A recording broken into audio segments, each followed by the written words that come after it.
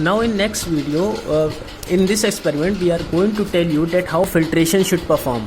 So this was the cone which we prepared earlier by using filter paper, and this is a separating this is a funnel.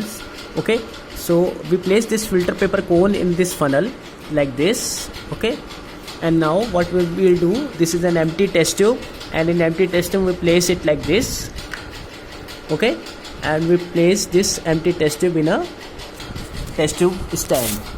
Now what we are going to do, we are going to transfer this decantation liquid, decantation liquid into this cone like this.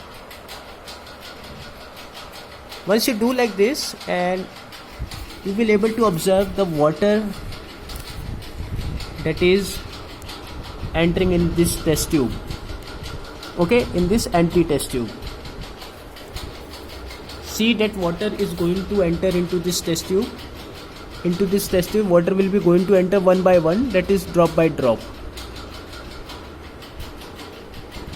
Are you able to see this water that is entering into this test tube drop by drop? So this is the filtrate we getting it, and whatever the substance that will be present in this will be the filtrate.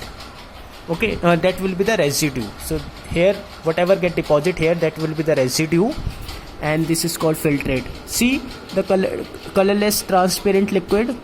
So this is how 95% pure liquid we get it by using filtration. Okay,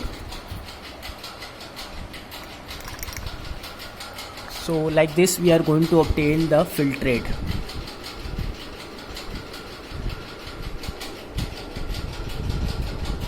See, one drop by drop the thing is happening. Okay, the drop by drop water is now entering into this, and now we will take out this filter paper cone and we are trying to open it.